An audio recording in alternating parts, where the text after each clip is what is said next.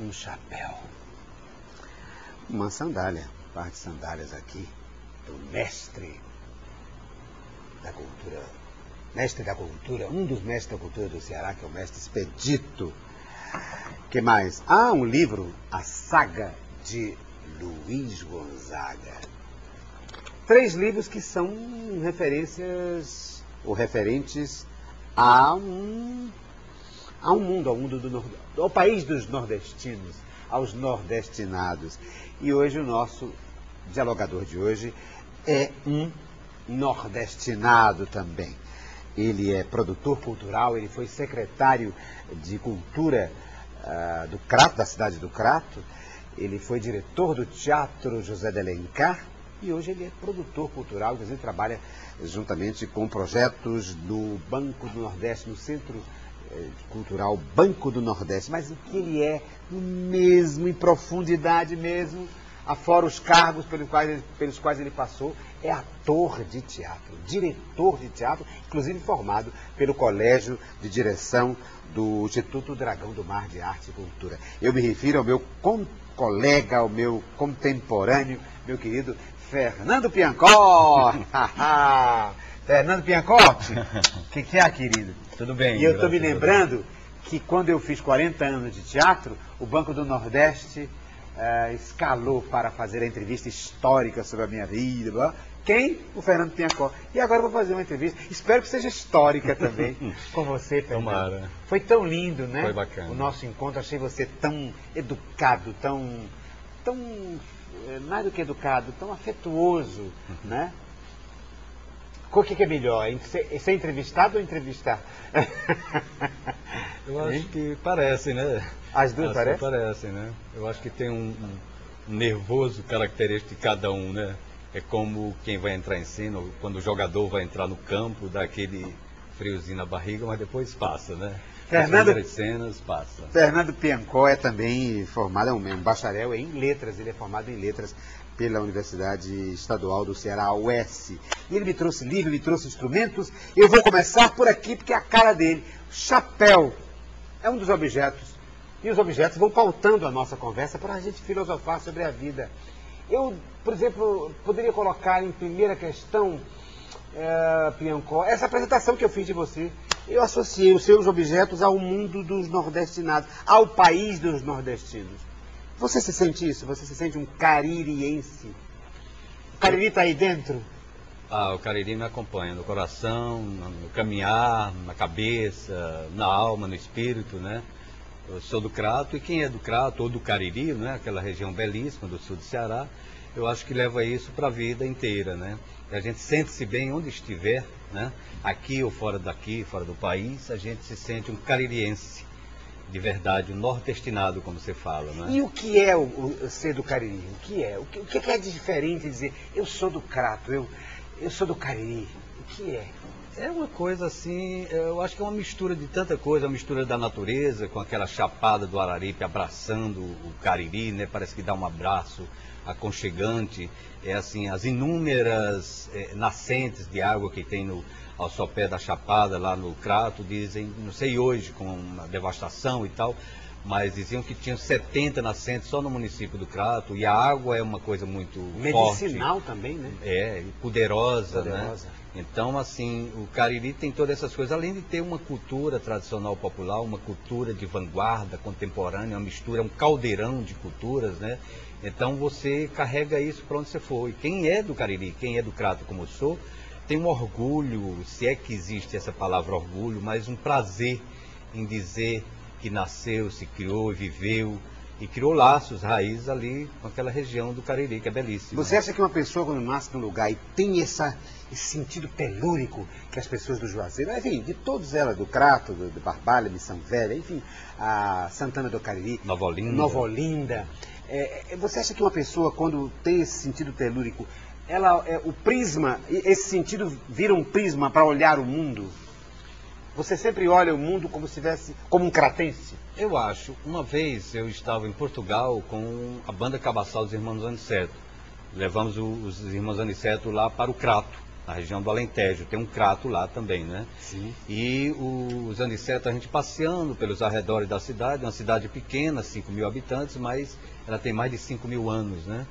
É diferente do crato, que tem 270 anos aproximadamente, né? E tem 120.000 habitantes. Então eles lá em Portugal, eles diziam, Piancó, eu gosto muito daqui, é bonito, mas eu gosto muito mais do crato. Então, do meu crato. Do meu crato lá do Cariri, Cratinho, né? de açúcar. Então a gente vê o mundo assim, com essa perspectiva, com essa coisa, porque é uma mistura da coisa antiga, né? Da coisa tradicional, né? Com a coisa mais moderna que existe. Hoje, quem mora no Crato, no Cariri, no Juazeiro, Nova Olinda, Barbalha, toda aquela cidade, elas estão interligadas com o mundo, né? A 50 minutos você está em Fortaleza. Em qualquer parte do mundo você pode partir do Cariri. Então você leva isso para o mundo todo. E a cidade do Crato é bicentenária, né? 270 anos aproximadamente. Quase tricentenária. Mas, na verdade, a geografia ali é das mais antigas do mundo, não? Não é? Com aquela chapada, não? Tivemos pterossauros voando por lá. Com aqueles sítios arqueológicos, né? Não é? Em Santana do Cariri tem um museu maravilhoso, né? E lá tem muito fósseis, né? Riquíssimos, que apesar de já ter sido muito retirado, mas ainda guarda uma riqueza muito grande. Né? E você se sente, Piancó, usurpado me vendo tomar aqui seu chapéu? Porque faz parte de você o chapéu. Vou recolocar. Você se sente? Não, é uma honra. Eu vou dizer agora que esse chapéu já frequentou a cabeça do Ricardo Guilherme. Não, então, querido, eu sei, obrigado. Essa gentileza tão linda. Mas eu digo assim, você se sente, como é que eu digo, incompleto quando está sem o chapéu? Eu sinto. Engraçado, porque desde pequeno que eu gosto de boné. Mesmo quando eu tinha bastante cabelo, eu já fui cabeludo, né? Já tive rabo de cavalo, como você tem, e eu gostava de boné. Eu não sei se pelo sol do Cariri, do Nordeste, né? Eu sempre gostei de boné. E de uns tempos para cá eu achei esse chapéu de aba curta e comecei a comprar. Tem uma coleção, uma pequeníssima coleção de uns 5 chapéus de aba curta. Porque eu só vejo você de chapéu. De manhã, de tarde, de noite. Tem gente, eu vou para a padaria de manhã comprar o pão de chapéu. As pessoas pensam que eu durmo com chapéu, né? Eu vou comprar o pão, o leite de manhã na padaria lá perto de casa, de chapéu. Mas o que? Você se sente mais protegido, mais integrado com a cultura, com os códigos da sua cultura do lado... Eu acho que é uma mistura disso, né? Mistura assim de proteção contra o sol e também me deixa um pouco... Eu me acho mais apresentável. Mais apresentável, mais bonito. E é preciso, né, a gente se olhar no espelho e gostar do que vê, não? Claro que é. Né? É fundamental isso, não? É fundamental manter uma autoestima, né? Claro. A gente tem uma batalha, uma luta tão grande nessa vida, né? Uma vida tão bela, mas tão dura, né? Tão doce, mas tão dura, feito rapadura, né?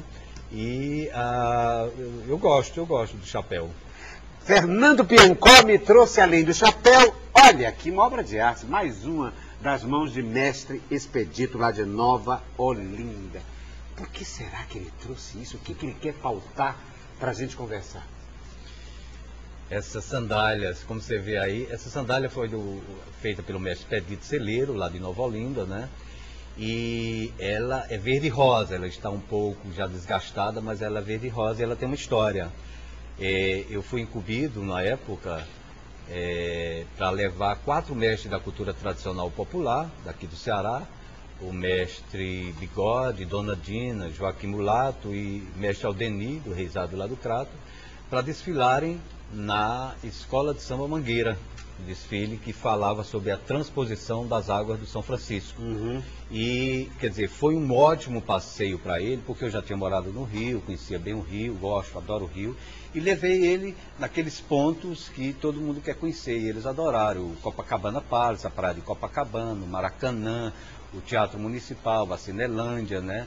Fomos na quadra da Mangueira, quer dizer, fomos no bondinho do Pão de Açúcar, no Cristo Redentor. Mas isso usado por você? Não, ou por aí eles? Essa história é o seguinte, o mestre Bigode levou essa sandália e lá no Rio chegando a gente, ele disse, Piancó, eu trouxe essa sandália para doar aqui para um diretor, um presidente aí da Mangueira. Eu digo, olha, o Ceará já está dando muita coisa para a escola de samba, porque nessa época o governo do estado do Ceará, né, doou, aspas, 500 mil reais, R$500 mil para a escola de samba da Mangueira, né? E daí ainda mandou 10 mil pétalas brancas, várias rosas daqui, para a escola distribuir com o público. E aí ele levou essa sandália e disse, eu trouxe para dar um presente. Rapaz, o Ceará já deu muita coisa. Ele disse, o que é que eu faço? Dê para outra pessoa. Aí ele me doeu. Deu para você, então está em ótimos pés aqui.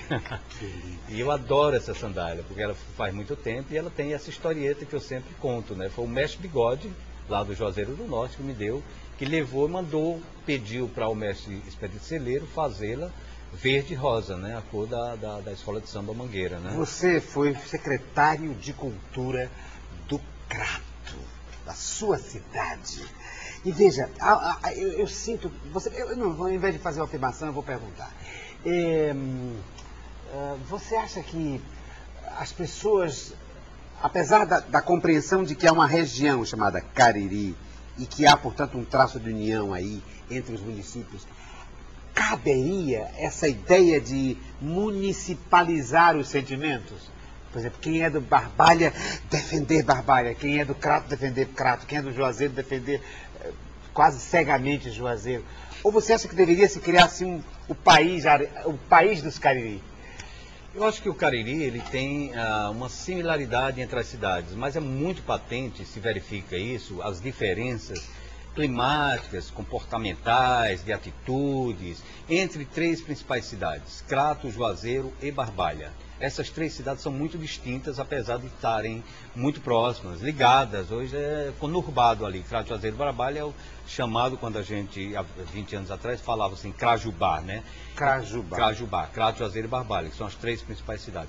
Mas o Crato é muito diferente do Juazeiro, que é muito diferente da Barbalha, né? A Barbalha é uma coisa aconchegante, carinhosa, as pessoas põem as cadeiras na calçada, final de tarde, ainda tem um ar de tranquilidade, apesar de toda essa loucura que vivemos no mundo de hoje, né? O Juazeiro é uma potência comercial, industrial, um desenvolvimento cultural muito rica também, mas cada vez que eu vou lá eu observo essa questão desse desenvolvimento, às vezes meio desenfreado, mas é pujante o Juazeiro. E às vezes isso faz com que você perca o sentido de pertença, né? Exatamente. O Juazeiro acha que aquilo não é seu. Exato. É meio estranho o Juazeiro nesse sentido, né? Estranhamento. E o Crato é uma cidade que também tem um quê de aconchegante, já tem um desenvolvimento maior, uma cultura também muito bacana, essa mistura da contemporaneidade com a tradição, né? Nós temos, uma vez eu morava no Rio de Janeiro, quando eu volto do Rio de Janeiro, a primeira saída que eu dei para o Parque Municipal, eu vi grupos fazendo, quando estava estourando em Londres, o movimento punk, bandas do Crato já tocavam músicas desse movimento punk. Então o Crato é muito antenado com o que acontece na cultura, tanto no Brasil como no exterior. Tem uma ligação engraçada, tem uma ligação... Agora, eu acho que esse sentimento, tem um sentimento que permeia todas essas cidades do Caribe, das né? diferenças. Mas nessas três cidades é muito patente essa diferença que a gente observa. Eu falei disso a propósito desse fato, você ser do Crato, você ter sido secretário de Cultura do Crato, e, no entanto, com a sua generosidade de olhar a região, me trouxe um elemento da cidade de Nova Olinda. Esse mestre de cultura. E aí, que é o seu Expedito, o mestre Expedito, e aí me ocorre uma outra questão, Fernando Piancó, é o seguinte, o Ceará criou para o Brasil esse conceito dos mestres de cultura, né? Foi o primeiro estado no Brasil a regulamentar. Eu estava na época na Secretaria de Cultura e fui incumbido, coordenava o setor de patrimônio imaterial, e a secretária da época, Cláudia Leitão, incumbiu de fazer reuniões, fazer pesquisa, fizemos várias reuniões com estudiosos, com o IFAM, buscamos literatura sobre o assunto, e no Brasil só tinha o Pernambuco que tinha criado uma lei, mas não havia ainda sido regulamentada. Então o Ceará saiu na frente porque criou a lei, regulamentou, diplomou seus mestres, um ano depois é que Pernambuco faz a mesma coisa. Então o Ceará foi referência na criação de uma lei de proteção de registro do patrimônio material, no caso, o registro dos mestres da cultura tradicional popular. Eu queria que você explicasse a quem não sabe o que é esse projeto. Bom, ele consiste em... Bom, antes já tínhamos, como temos hoje, há mais tempo, o patrimônio material, o patrimônio tombado, que é o patrimônio construído. Por exemplo, aqui no Ceará temos alguns bens tombados, como o Teatro José de Alencar. É um bem material tombado, né? O bem imaterial são os saberes, os fazeres, as pessoas, como os mestres da cultura. E eles não recebem o nome, a nomenclatura de tombamento. Eles são registrados num livro de registro que perpetua o seu saber, o seu fazer, né, a sua vida como mestre de determinadas atividades. Né? Na época, quando eu estava lá, diplomamos a Secretaria de Cultura, com a presença do ministro da Cultura na época, Gilberto Gil, que veio para o Crato diplomar 12 mestres primeiro, depois mais 12. Hoje já são, acredito, mais de 60 mestres. E a interseção aqui nesse caso do mestre Expedito, porque é um artesão, então ele tem também um produto, digamos, palpável para ser tombado, material, né? É o saber dele, né? Mas é o saber, a técnica de confeccionar. E que termina nesse objeto, é um objeto maravilhoso. Porque há outros em que você não tem como, não é palpável, né? No sentido de tact, de tocar alguma coisa, não se produz um objeto, mas sim um acontecimento. Né? Eu estou me referindo, por exemplo, ao mestre Aldemir, por exemplo, não é? Tem o Rejado. Que é um homem que sabe dançar, cantar. Tem as rezadeiras. Tem as rezadeiras, tem as bezedeiras. Também, que são mestres da cultura, que conservam, guardam, zelam, preservam o saber. Né? Ancestral, fazeres, né? Uma coisa muito antiga, que ainda resiste no interior do Ceará, no interior do Brasil. Mas no Cariri é muito rico, né? O elo da cultura, o elo, né? O elo que faz com que os processos se renovem, eles são guardiães e são também, como é que chama? Tesouros, são recriadores, né? São recriadores. Porque não são simplesmente museu no mau sentido, não, né? Não, eles estão estanques, não. Eles reproduzem, recriam as coisas. Criam versos, criam passos, criam danças, não é? Fantástico. A convivência com o mestre para mim foi muito rica. Eu teve um contato profissional e muito afetivo também, né? Porque eu viajei muito com eles, não só com os Aniceto, mas com vários outros, né? Olha, o nosso dialogador de hoje foi secretário de Cultura do Crato, foi diretor do Teatro José de Alencar, e você também trabalhou nesse sistema lá daquele casarão lá no Francisco Sá, não? Como é que se chama aquele... O Tomás Pompeu, né? Como é que chama aquele órgão? Não, mas lá funcionava quando a Secretaria inaugurou a casa, o governo do Estado inaugurou, a Secretaria de Cultura, quer dizer, o Departamento de Patrimônio Material e Imaterial foi para lá. A gente funcionou um período lá, uns 6 meses. E você foi do departamento? Fui da Secretaria de Cultura, da supervisão, eu era supervisor do Núcleo de Patrimônio Imaterial. Isso! Supervisor do Núcleo de Patrimônio Imaterial da Secretaria de Cultura. Exatamente, do Estado. Para trabalhar exatamente com esses mestres, com esses detentores de saberes, né, populares, ancestrais, né, esses artistas, enfim, que são em todas as áreas, as rezadeiras, as bezedeiras, as carpideiras, né, os cantores, as dramistas, né, os artesãos. Que coisa linda. Fernando Piancó me trouxe, entre outros objetos, o quê? Peraí, como é isso, meu Deus? Pega aqui, bate. Que é isso? Piancó. Com a palavra, Fernando Piancó. Esse é um instrumento que eu gosto muito dele, Ricardo. Aliás, eu gosto muito de música, eu gosto muito de percussão, né? Então, montamos uma peça aqui, que já foi montada também por você, que foi o Piquenique no Front, do Fernando Arrabal. E daí trabalhava o Marcos Miranda, Erotilde Honório, Sidney Malveira, Alain do Vale, Aldanísio, e era uma peça que tinha muita música, né? E eu compramos os instrumentos, a peça, e comprei esse instrumento aí que se chama queixada. Queixada. É uma queixada, né? Ela tem origem, assim, nas queixadas de cavalo mesmo, que o pessoal deixava secar e criava um instrumento de percussão. O que é a queixada? Queixada... A queixada do cavalo. Do cavalo. Os queixos, queixadas. E eles deixavam secar e passavam um pau, faziam um barulho percussivo e evoluiu, chegou até isso aí. Que lembra, inclusive, né? Lembra E também ele emite um som meio da coisa da cascavel, daquela... Sim, o chocalho. O chocalho da cascavel. Um pouco disso, né? Então, isso aí nós usamos na peça o Piquenique no Front, né? E depois, em outras peças, eu utilizei também. E sempre, quando eu vou ministrar uma oficina, eu levo esse instrumento. Por que tem tanta paixão por esse instrumento? Porque eu gosto muito de percussão. E ele serve em certas oficinas que eu ministro. Já usei em outras peças, em outras performances, né? Mas nas oficinas que eu ministro, eu uso para fazer algum exercício que necessita de marcação de tempo, de entradas e saídas. Aí eu gosto de usá-lo. Agora ele fez uma viagem comigo para Espírito Santo e Minas Gerais. Eu fui ministrar umas oficinas lá em BH, em Montes Claros, Almenara, em Vitória, no Espírito Santo. Eu levei, me acompanhou e foi muito útil. E você faz oficina de quê? Você é oficineiro de que área? Também, de teatro. Claro que é do teatro, né? Mas em que área no teatro? Por exemplo, o Sesc Nacional me convidou para fazer aqui no Ceará. Fiz Fortaleza, Sobral, Juazeiro, Crato. E agora eu fui para o Sudeste, né? Minas e Espírito Santo, fazer a oficina de preparação para leituras dramáticas do Sesc, né? A gente leva uns exercícios, são 3 dias de oficinas, e a gente pega uma turma de 20, 25 pessoas, faz um preparatório da leitura, leva algumas sugestões de texto, levei texto de cearense para lá, levei música de cearense para fazer parte da oficina e deixo o pessoal pronto. Para aquecer os atores, é isso? Para aquecer os atores. Preparatório, depois corpo, de 20 voz, dias. Corpo, ritmo, voz, de leitura, prontidão. e mais de leitura, de compreensão do texto, né? Ele leva uns textos que eu conheço um pouco, eu já montei, eu já fiz leitura e faço essa discussão com eles e eles fazem posteriormente, como já fizeram, né? 20 dias depois da oficina terminada, eles fazem as leituras dramáticas.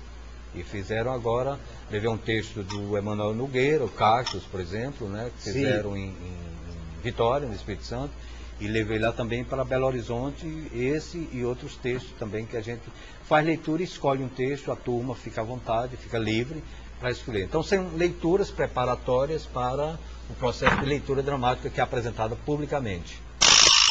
A queixada. A queixada. E ela, na estrutura da narrativa tradicional, do melodrama, por exemplo, aqueles na sonoplastia, quando você tem assim um chocalho ou um som parecido com este, tem que segurar. É o prenúncio de que alguma coisa vai acontecer. Trágica vai acontecer. Um chocalho, né? É o tan-tan-tan-tan. É. Cuidado, poderá acontecer qualquer coisa a qualquer momento. E o que será que vai acontecer agora nesse meu encontro, hein? De trágico ou então de dramático, no meu encontro com Fernando Piancó. Fernando, vou então colocar uma coisa, vamos ver se eu coloco uma coisa, é engraçado, mas pode ser dramático. Pode ser o quê? Isso aqui, olha cá. Olha o que Fernando produz hoje. Olha aqui no Centro Cultural Banco do Nordeste, ele me trouxe um folder de um projeto chamado Os Velhinhos Transviados. Fala disso. É um grupo em que existia, inclusive, os nossos Zé Menezes, né? Era um grupo de música, né? O criador do grupo musical. Mas hoje o que é Os Velhinhos Transviados, que você coordena, hein?